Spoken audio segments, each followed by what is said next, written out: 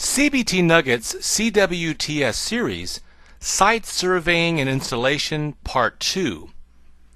Well, let's go ahead and continue with Part 2 of Site Surveying as we look at about a half dozen different topics here. First of all, we're going to do some comparison of some architectures. We're going to compare the multiple channel architecture with the single channel architecture. Then we'll look at active surveys and passive surveys. We'll discuss manual methods and predictive methods of site survey. We'll look at the special aspects of surveying mesh access or mesh wireless networks. We'll revisit the concepts and topics of protocol analyzers and spectrum analyzers. And finally, we'll get some best practices on how to identify and locate interference sources. We'll differentiate between Wi-Fi interference and non-Wi-Fi interference, and also some best practices for hardware placement, including using directional and omnidirectional antennas in a site survey. Now, for your small office, home office, it's okay to have an access point or maybe a couple of access points that are tuned to the same channel to provide for your environment. Maybe even use a repeater if your small office is kind of spread out, or maybe you've got a home that's 3,000 plus square feet, or ranch style home, and you've got to kind of extend your network. But many enterprise access points have what are called dual radio card functionality. So what they do is they allow for 2.4 gig and 5 gigahertz wireless networks in the same area. The .11a radio transmits at 5 gigahertz, and the signal attenuates faster than the one being transmitted at 2.4 gig from the .11bg radio card. So when you're performing a site survey and you want to deploy dual frequency wireless LANs, it's a good idea to perform the 5 gigahertz site survey first and figure out the placement of your access points. Then once you've figured out those, you can do your channel reuse patterns for each respective frequency. So for example, let's say you're in a large enterprise organization and you occupy the first 5 floors of a building. You might have to come up with some type of three-dimensional channel reuse. And again, what we're looking at here is different channels with 15% overlap. So let me draw out some floors here. So here's the first floor, the second floor, the third floor, the fourth floor, and the fifth floor. One thing that you'll do that's common, and once we lay this out, you'll see how it's easy to do this on just a single floor building. But what we'll do is we will put some access points in here. Say we got one there. Let me go ahead and lay these out, and then I'll pause this, and then we'll catch up after I lay out my access points here. So here's our 5 floors. On the first floor, we're going to have 3 access points, and this one will be in area 1 or channel 1, and then we'll have this next one in channel 6, 11. And this is going to be, this area right here, this is going to be a 15% overlap. Okay? So up here we'll have channel 11, and with a 15% overlap again, this one will be channel 1. Go up here, channel 1. You see what's going on here, channel 6. By doing it this way, there's not going to be any co-channel interference, because you can see 11 here is a single floor away from 11 down here, and this channel 11 is the far end of the second floor. So up here we've got 11, and up here we've got 1, back to 1 again, 6, and 11. This is a very good way to do this. And what we have here, I didn't do my geometry very well, but there should be overlap, and what you're accommodating for is roaming from one area to another. And even as you get into an elevator on this floor, you get into an elevator and you go up here to the 5th floor, and you're roaming from channel 1 to channel 11. This is three-dimensional channel reuse patterns.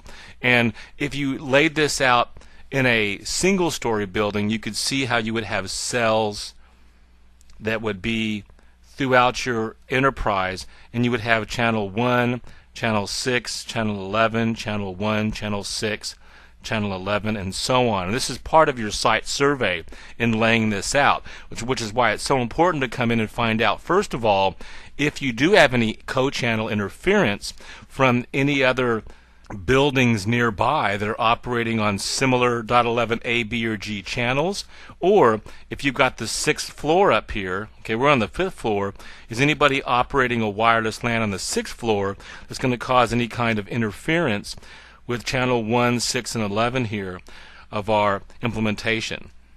Now, this is kind of the traditional method of dealing with this, but we're going to talk about some newer architectures called SCA and MCA, single channel architecture and multi-channel architecture. Now we're starting to see, I'm going to go ahead and put SCA up here, we're starting to see some vendors offer some alternative wireless LAN channel design other than the traditional one I just showed you, known as SCA single channel architecture. So what we have here is we have a enterprise wireless LAN with multiple access points that are all transmitting on the same channel, all sharing the same BSSID. So what we have is an SCA wireless LAN controller, and of course these are our lightweight access points here, AP1, AP2, AP3, where the client station sees transmissions only on a single channel with one SSID, let's say Kiro, which is the logical wireless LAN ID, and one BSSID, the layer 2 identifier. So from the client's perspective here, there's only one access point, it's a virtual access point. But what we have are actually 3 lightweight access points, all of course with their own MAC address, functioning on channel 6, and each access point has a virtual BSSID, which is going to be a virtual MAC address, and they're identical. Okay, so AP1 has a virtual MAC, AP2 has a virtual MAC, AP3 has a virtual MAC operating on channel 6, and from the client's perspective, it's authenticating and authorizing with a single virtual BSSID on a single channel. So this is made up of a proprietary wireless LAN controller with multiple lightweight access points. And these multiple access points advertise only one single virtual MAC address, also known as a BSSID. So even though the client here, Kiro, is actually roaming either horizontally throughout a large manufacturing center or a large hospital or through multiple floors of an enterprise organization, they may think that they're connected to only a single access point, but they're actually roaming across multiple physical access points. Because so far, the roaming that we've learned about is basically devices connected to a single access point at one time. And all the client stations that connect to that single access point are sharing the throughput capabilities of that access point. So in our network design, we have to limit the number of stations that are simultaneously connected to a single access point. And so this SCA architecture can really help us with that. Now, in MCA, you have to first figure out how big the cell size has to be to provide the proper capacity. Then you adjust the power level of the access point to create a cell of that desired size. That goes back to the cell sizing that we saw earlier. Actually, that earlier diagram where we had those multiple cells, right, that were all like this, and we had channel 11, channel 1, channel 6, and so on. we limit the power on our access points to create our cell size, and then we allocate those cells accordingly. It's important to understand that adjusting the transmit power, or cell sizing, is the most common method that we use in the SCA architecture, or the multiple channel architecture. Now again, some other alternatives that we have is to use .11n, which uses the MIMO that we talked about earlier, or we can do what's called channel bonding. So for example, we could bond channel 1 and channel 11, and you aggregate both of these channels. This has to be done on the access point.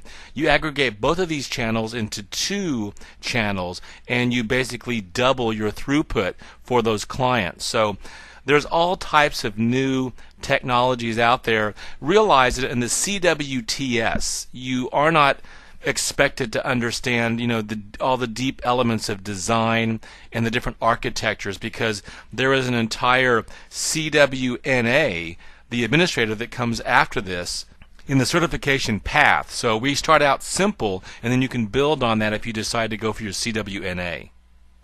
Let's talk about active site surveys versus passive site surveys.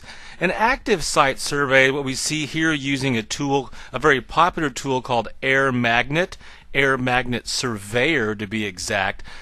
This consists of a surveying device, like you've got a laptop, a notebook computer, and you've got an associating access point, and you're using this software to take readings, to collect data, to do analysis. This is a type of a manual survey that gives us more accurate results because we've got direct association to different access points.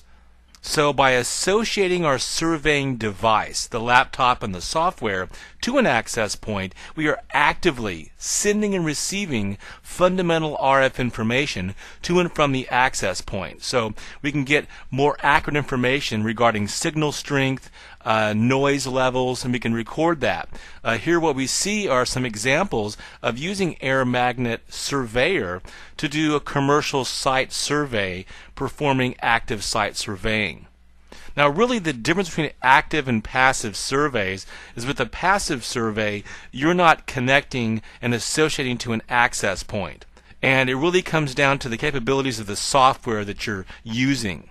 Both active and passive are both kind of a manual surveying method.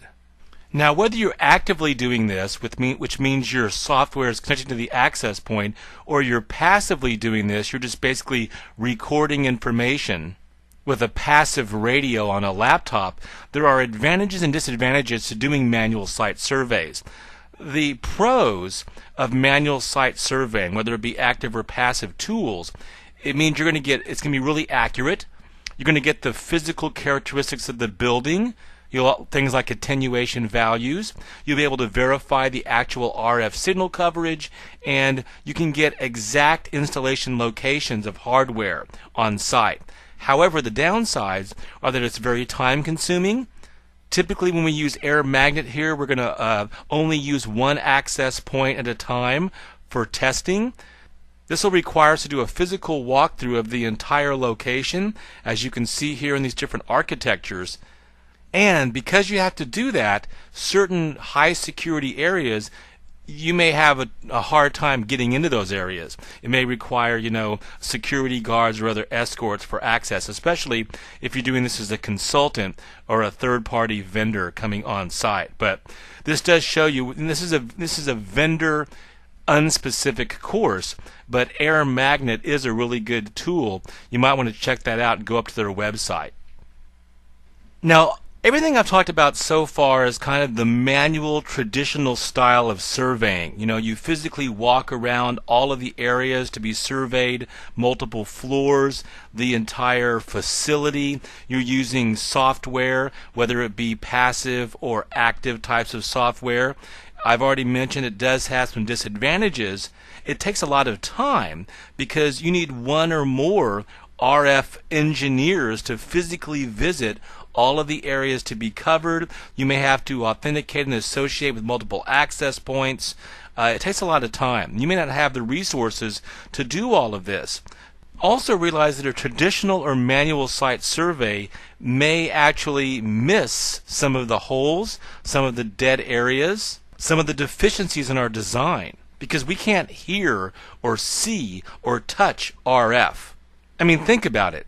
The coverage patterns from access points in our indoor environments. Let's just talk about, we're doing indoor wireless LAN here, surveying. I'm going to just jot this down. We're doing indoor wireless LAN site surveys, and even though we know that we're using, let's say, omnidirectional antennas, the coverage patterns never look just like those perfect circles that we see. As a matter of fact, if they did look like perfect circles, you should be very suspicious of the software reporting. You're always going to have these kind of funky, non-intuitive, areas, little nooks and crannies that are difficult to detect. I mean, just imagine every building you've worked in with all the different types of elevator placements and odd, here's where the break room is, and we've got this kind of weird office sitting over here. Think about it. There's all different types of architectures. So this RF phenomenon that has really occurred from this has led to an alternative site survey method known as predictive site surveying. And let me just jot down some of the characteristics of predictive site surveying tools that we use predominantly for indoor site surveys. Now, predictive site surveys are exactly what they're described as. They're predictive. There's prediction going on. And how do we get this prediction? What you do is you use a tool like from Trapeze Networks. They have one called Ringmaster. You can use, and by the way, you can check out trapezenetworks.com, one word, Motorola LAN Planner. There's a bunch of tools out there. But what the predictive site survey tool does is this. It takes your existing CAD blueprints and you import those CAD blueprints into the predictive site software tool. Then, based on the layout of your organization, the type of material of the objects, drywall over wooden studs, drywall over steel studs, glass windows, glass doors, wooden doors, all that stuff is input into the site survey program. And then what you do is, based on the output from the predictive site survey, you will then go purchase your access points, the ones that are the best access points for your environment. Again, it'll be a combination of omni and semi-directional, most likely for indoor. Then you can purchase them and deploy them, and you're deploying them based on this predictive software. And this is obviously going to be a huge time saver. It uses less people. It may be a little bit more expensive for the software, but you don't have to go through and do an entire walkthrough over and over and over of the entire organization. So you're basing the purchase and deployment of access points on the results of the predictive software. Then you can go through and do a little bit of manual fine-tuning using using a laptop and walking around and using methods that way. So you can fine-tune your access points power output. You could fine-tune your semi-directional antennas and access points, how they're configured, let's say vertically, those types of things. Now remember, keep in mind about predictive site survey tools. The accuracy and the ultimate results of the tool are only as good as the information that you input into the program. So it's only as good as the accuracy of your CAD blueprint. So it's very important for you to have accurate information about your location. You want to also understand, I'm going to jot this down because it's really important.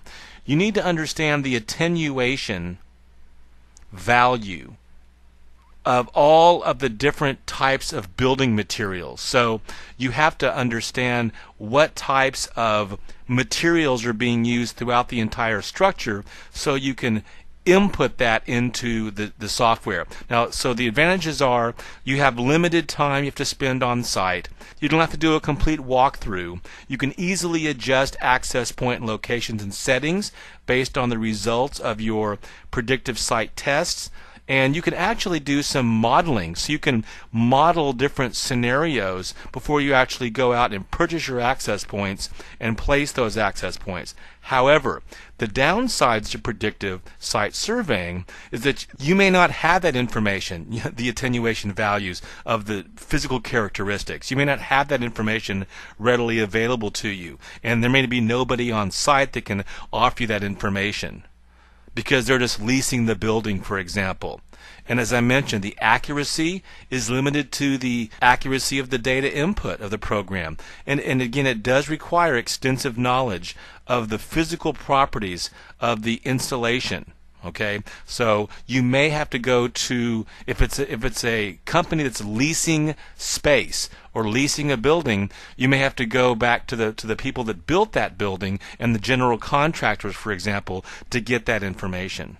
Now, on the CWTS exam, they're probably going to ask you a question or two about surveying mesh access points. And the reason why they're going to do that is because mesh technology, which is, again, is any-to-any connectivity, creating a full mesh of connectivity between all access points, right? And this mesh technology is becoming more common. It used to be really common in outdoor implementations, and it still is very common in outdoors. And I've already talked about some of those scenarios. But mesh technology is now moving from the outside to the inside, to the enterprise. So in most of our new mesh access points and mesh routers are actually dual band devices. And I mentioned this earlier on, okay, where you've got support for 2.4 gigahertz and the 5 gigahertz unibands. So in a lot of cases, you're going to use different RF bands for different functionality, different implementation. The 2.4 gigahertz ISM band is very popular for access from the client station because most client stations only support the 2.4 gig band. The 5 gig band is used for infrastructure device connectivity. And by doing that, it'll limit contention between the infrastructure devices, the access points and the other devices, the wireless LAN controllers, and the client devices. So when you're performing a site survey, whether it's indoors or outdoors, and you're using mesh technology, you have to remember that you need to support and survey both RF bands because the propagation characteristics are different between 2.4 and 5 gig uni. So keep those things in mind and look for a question about this on the exam. Remember, a big tool of your trade in doing a site survey is a wireless protocol analyzer. Here we're looking at an example of AirSnort. Another popular one that I like to use is Wild Packet's AeroPeak. They've also got what's called OmniPeak. So you've got AIRO-Peak or OmniPeak, a couple of really good ones. Now, wireless protocol analyzers need to be separated from wired protocol analyzers because they obviously function on a different protocol, .11a, b, g, and n, and so on. And the goal of protocol analyzers is to capture, decode, and filter packets, wireless packets, in real time. Now, not all of them are real time. Some of them capture and let you do analysis after the fact, but some of these work in real time on your network. And most of them support multiple frequency bands, .11b, g, a, and n. They operate in what's called RF monitor mode, where they capture the packets transmitted across the RF without attempting to communicate with access points or other wireless peers in any manner. So when we look at monitor mode, think of monitor mode and a protocol analyzer as a passive type of site survey. So you would use tools like these, AeroPeak and AirSnort, to do passive site surveying and passive protocol analysis. Now, some of these devices like this will install on a laptop that has a radio on it, and again, multiple types of client cards and device drivers, or they can also be a handheld device. So like Fluke, F-L-U-K, they have a Wave Runner wireless tester that's a handheld device. So you have a couple of options. It's software you install on your laptop or a dedicated handheld device. Maybe you've heard of Ethereal or Wireshark. Network Associates has a Sniffer Pro. Again, knowing all these different vendors is not that important because you're not going to be tested for the different vendor types on the exam. But remember that wireless auditors will come in and use wireless packet analyzers to look for security risks. They're going to look for unencrypted wireless traffic. They're going to look for rogue access points. They'll look for oversized RF areas or RF cells. They'll look for misconfigured security features, maybe exposed network information like exposed IP addresses. That's a protocol analyzer. And I just realized that I misspelled this, so let me go ahead and fix the spelling on this. I'm sure it was, one of those things that you noticed the whole time and it was bugging the heck out of you. So let's just fix that right now. Another advanced site surveying tool is the Spectrum Analyzer. In most enterprise class environments, and wireless LAN consultants like what you may become will choose these advanced tools. Here's one from Cognio. Air Magnet also has a Spectrum Analyzer. There's also high-end Spectrum Analyzers from other companies. HP provides some as well. But the most common usage for these is to troubleshoot wireless LANs, to perform site surveys. You can even use a Spectrum Analyzer to do security auditing and security analysis. And these are typically for large environments with large budgets because these tools are expensive. There are some inexpensive solutions like WiSpy, WiSpy, but they don't offer all these advanced tools that something like Cognio here offers. We're detecting existing sources of interference here. We might be using it in walk-around mode. You've installed it on your laptop, and maybe you've got users that are complaining about their poor performance when they go into certain areas of the building or certain areas of the floor. So you want to kind of go into walk-around mode. Use this Spectrum Analyzer to kind of figure out where some problem areas are. And then, of course, you can go and you can make adjustments to power levels and vertical and horizontal adjustments and even access point placement based on that. You can actually use this after the fact. You've done a predictive software site survey, and then you're coming in and just doing some manual tweaking, filling in the gaps with your Spectrum Analyzer after the fact. You can also use this as a tool to find rogue access points and rogue devices. You can also use a wireless analyzer to detect denial of service attacks at the physical layer, things that the wireless intrusion detection system is having problems locating. Spectrum analyzers.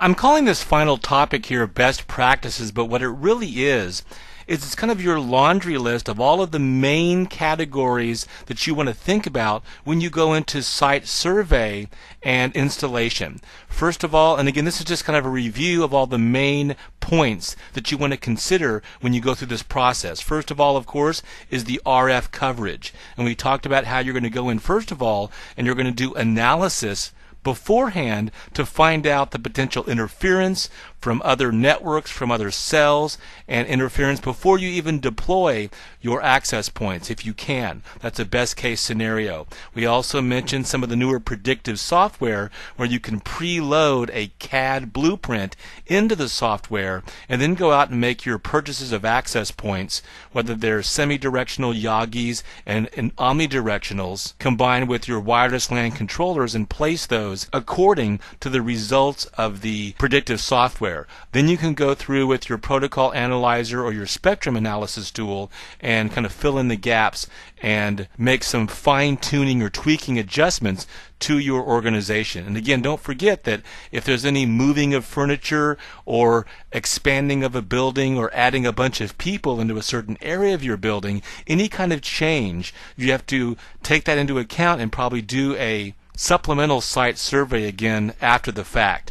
We also want to keep in mind bandwidth issues, and as we mentioned, there's some newer technologies like SCA and channel bonding and .11n's MIMO that actually give us huge bandwidth bumps to help us to get closer to the wired Ethernet environment. The aesthetics. Again, if we're going to use predictive software, you want to have a good idea of the type of materials that are in the building. Do you have any windows with mesh wiring in them? That's going to cause all kinds of problems. Concrete planters, big elevator shafts, all the aesthetics of your organization. If you have big giant drapes hanging over windows, what are some of the things that can cause interference? All the different types of interference that we talked about earlier in this Nugget series. So you want to understand the aesthetics of each facility that you're going into. Also, what are the applications that are being run? And I want to go to the applications that the clients are running, but also think about what applications are you going to run as a wireless network professional. Okay, what types of protocol analysis tools and spectrum analysis tools, what type of enterprise management tools are you going to run for your wireless LAN controllers and your lightweight access points. So think about applications from the client side and server side.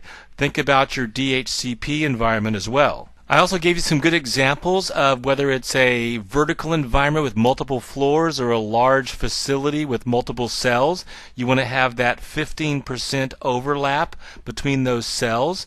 We also talked about how you can use newer things like SCA and special proprietary wireless LAN controllers to basically use a single channel, all the lightweight access points using a single channel, and that's a solution for you as well. Channel reuse, I've given you some diagrams and design issues. You want to think about all of these things as well. That's going to play into your access point selection, also the channel selection that you're going to choose. Something else that falls into these is also remembering power levels. I mentioned to you in an MCA architectural environment that you're going to basically choose your cells and adjust your power levels accordingly. So this is really the big 6 categories you want to think about kind of mastering, or consider the fact that you're going to be mastering these in the future as you progress through your career as a wireless professional, as you get better and better at conducting site surveys. In Site Surveying and Installation Part 2, we looked at MCA and SCA architectures, talked about active versus passive manual surveys. We looked at some of the automated methods, which is predictive methods, talked about predictive software as opposed to manual methods.